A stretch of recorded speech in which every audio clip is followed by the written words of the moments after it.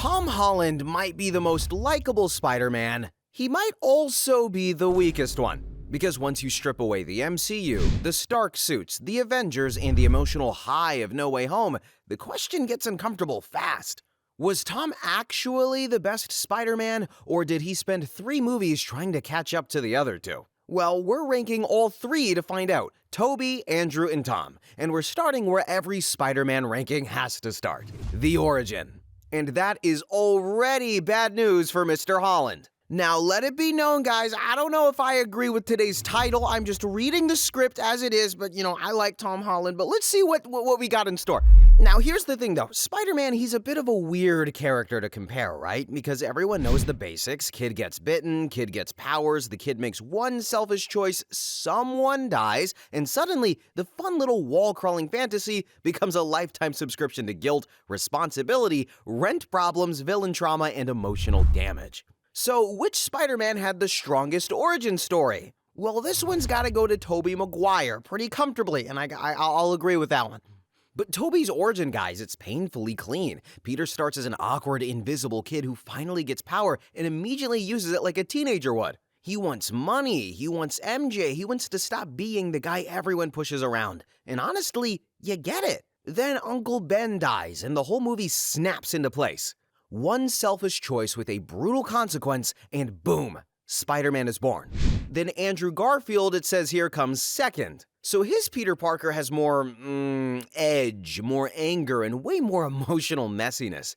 Andrew sells the wounded, sarcastic, abandoned kid energy really well. The problem is his origin keeps getting dragged into parent mysteries, Oscorp secrets, and franchise setups.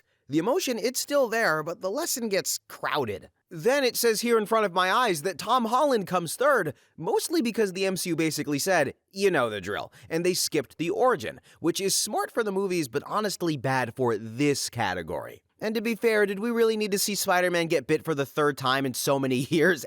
My grandma knows how it works. But the ranking for this is simple. Tobey totally wins. He had the cleanest mistake, the clearest consequence, and the strongest transformation. And that brings me to the man under the mask. Their origin story matters, sure, but which one of them works best before the suit comes on? Because Spider-Man can swing through traffic and punch supervillains till the cows come home, but Peter Parker is where the character either lives or dies.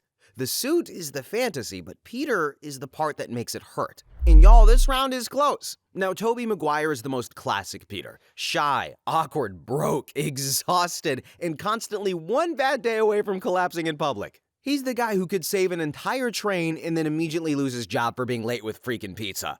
That's the magic, though.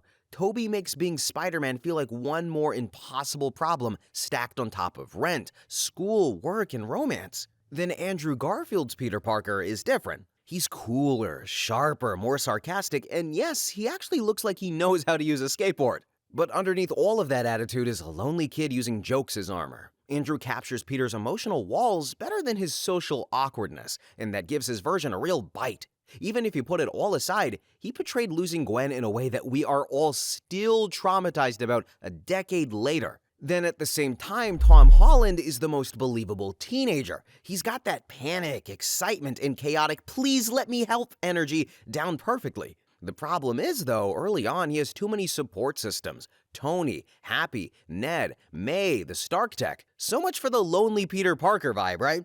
Well, that is until you watch No Way Home and see Peter single-handedly lose everything and turn just like Tobey, but without MJ. So this round, y'all, it is a 3-way tie for us. We just cannot decide. But wait, we got more. Who actually feels the most like Spider-Man once the mask is on? Now we're at the hero in motion. Spider-Man has to move right, talk right, he's got to feel quick, annoying, brave, reckless, funny, and basically be impossible to hit. The second he starts swinging, he should feel like a human rubber band with unresolved trauma. And this is where Andrew Garfield takes it. Andrew's Spider-Man just feels good in the suit. The movement is fluid, the poses are sharp, the web swinging has personality, and his version has that cocky, fast-talking energy people love from comic Spider-Man. He is a New Yorker after all. He's not just stopping criminals, though. He is roasting them while doing gymnastics over their heads, which honestly is exactly the kind of deeply irritating behavior Spider-Man should bring to a fight.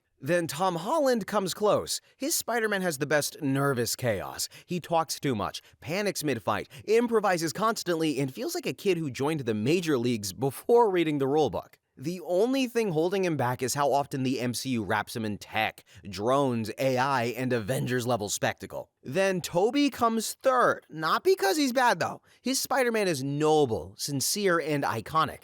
That train scene, it still goes crazy, but he's less playful and less quippy than the others. So Andrew gets a well-deserved win here. But we can't talk about Spider-Man without the weight of responsibility. The suit, the swinging, the jokes, the romance, all of that matters. But Spider-Man only works if we believe Peter would keep choosing the right thing, even after the right thing completely ruins his life. So who carries responsibility best? Tobey, guys, he carries it through guilt. His entire Spider-Man identity comes from one mistake he can never undo. And you feel that weight in almost every choice after Uncle Ben dies. He's not Spider-Man because it's fun. He's Spider-Man because stopping feels impossible. Spider-Man 2 is the best proof. Nothing is going right in his life, and he's still dragging himself back into that suit. Then Andrew carries it through grief. Uncle Ben, Captain Stacy, Gwen, his Spider-Man feels like someone who keeps reaching for people, only for the universe to punish him for caring. His heartbreak is the most visible. And Tom carries responsibility through silent sacrifice. His biggest moment was never the fact that he lost everyone, it was choosing not to pull them back in immediately afterwards. By the end of No Way Home, Peter gets one chance to explain everything to MJ and Ned. He could tell them who he is, and with it, make himself less alone. But then he sees MJ's injury and realizes what being close to Spider-Man has already cost them, and he stops. In that split second, he decides to walk away because he loves her more than he wants her by his side. No one even remembers what he gave up. He just carries it alone, makes the suit, and he keeps on going. That's Spider-Man, guys, and as much as Andrew's grief means to a lot of people, if you think about it, Tom is the only Spider-Man who has to become Spider-Man in front of us twice. First as the excited kid in the MCU, then as the lonely street-level hero at the end of No Way Home. That second version, though, might honestly be the most comic-accurate Peter we have ever seen. We just only get him for 5 minutes. Even then, with how many times he's saved the universe, and even the multiverse at this point, I say he wins here. So now, guys, we get to the messy part. Who is actually the best Spider-Man? And honestly, it depends on what you think Spider-Man is supposed to be. If Spider-Man is the story of a normal kid crushed by responsibility, Tobey Maguire is still the strongest version. Awkward, broke, tired, sweet, quietly heroic, and always one rent payment away from emotional collapse. His trilogy gives you the full Spider-Man package, the origin, the guilt, the sacrifice, the messy love life, the city turning on him, and the choice to keep going anyway. Tobey wins because his movies understand the cruelest part of Spider-Man. Peter does not get rewarded for doing the right thing. He just gets another problem, and he still does it anyway. Andrew Garfield is trickier because his movies do not support him as well as he supports the character. But once the mask goes on, he might be the most natural. The movement, the humor, the heartbreak, the wounded confidence, it all works. His jokes don't just feel like jokes, they feel like the thing keeping Peter from falling apart. Andrew is the best Spider-Man in motion, and Tom Holland has the best growth arc. His Spider-Man takes the longest to fully become Spider-Man, but once No Way Home lands, it lands hard. He loses the life he wanted, chooses not to drag MJ and Ned back into the danger, makes the suit anyway, and he keeps on going. Tobey is what Spider-Man costs, Andrew is what Spider-Man feels like, Tom is what Spider-Man becomes. And honestly, this is why this debate never dies. Because the best Spider-Man is the one who makes you believe that after losing everything, Peter Parker would still put the mask back on. And for most of us here on the team, that is still Tobey Maguire.